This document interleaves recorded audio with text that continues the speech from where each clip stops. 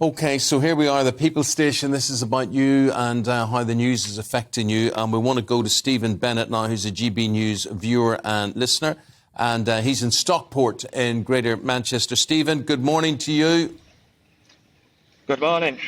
Steven, the reason why you're of particular interest to us today, you used to work on the railways. You're a former train dispatcher. Tell us what that meant. What was your job? What did you actually do? Well, my role was to get the train safely off the platform in conjunction with the guard. So I was the person on the platform who's got the bat and the whistle and send it off. But you're also doing a lot of customer service, making sure everyone's on the train in time and no one's trying to get on while it's departing, and dealing with any queries throughout the day. So in Manchester Piccadilly, on a typical day, you've got thousands of passengers. So it's very busy. Well, I'd just like to know, Steven, if you don't mind telling me this. I'm listening to government ministers and officials, and people are saying, oh, the average wage on the railways is 45 grand or so. That's what they're all walking away with on average. Did you get paid 45 grand a year? And if so, would you mind telling us what you did get paid? No way near. I was on 22k before tax, and doing 12-hour shifts, 4 on, 4 off, with overtime. So you'd say you could be doing 60 hours a week. And 22k a year before tax, it's not a lot. It wasn't enough to live on then, and it's certainly not now. Obviously, Steven, you don't work on the railways anymore, but are you supportive of your former colleagues there? And what would your message be to the rail operators if you are? Yeah, of course, I'm supporters of ex-colleagues and of the strikes, because something's got to give. Like, people can't get by. I was speaking to a friend who's still working for Network Rail yesterday, and he's had to move back home with his parents in Sheffield because he can't continue to live there on his own. It's just not sustainable. So I don't think people are asking for much. They're asking to be paid a fair wage for the work they put in. And MPs consistently get a pay rise every year, and usually quite generous ones. So the 7% that these are asking for, say on my wage, it's £1,500 a year.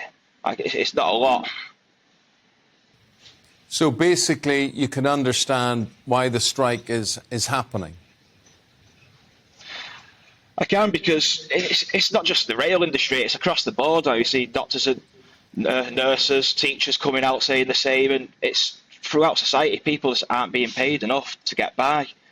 And nothing ever happens by asking nicely, does it? Like, something has to be done. Isn't that the point, though, that the requests are going to be coming left, right and centre? We're already struggling to get back on our feet after the pandemic. We're potentially heading towards a recession. If there was money to give people a higher pay rise, surely that would happen. But quite frankly, you either have the money or you don't. Well, the money is there, it's just the will isn't, because the train executives are getting paid a pretty penny, and the rail industry is top heavy with managers getting inflated wages. So there's no reason why some of the wealth cannot be shared. Like I say, they're not asking for a lot, £1,000, £2,000 a year maybe. It can be done. It's just people would rather line the pockets, pay shareholders, etc. Yeah, thanks for your views. Appreciate you being so honest with us. What do you think about the coverage that you're hearing on the radio, or that you're seeing on television, or you're reading in the newspapers about the industrial action? I think it's a bit rich when some commentators are saying stuff like, oh, people just want handouts. Like, I don't think it's a handout. People just want fair wages. I understand that people are going to be upset about the disruption, but a few days disruption travelling, it's not the same as constant disruption to your life by getting an inadequate wage for a very high demand job. What are you working at now, Steven? What did you leave to go and do? Well, when I left, I just wanted some time out, so I went and did the Camino de Santiago pilgrimage in Spain, and then since then I've been working recycling electrical products. It's with a friend's company. So, like, I don't know, much better. I earn more money, do less hours, and I got happier doing it.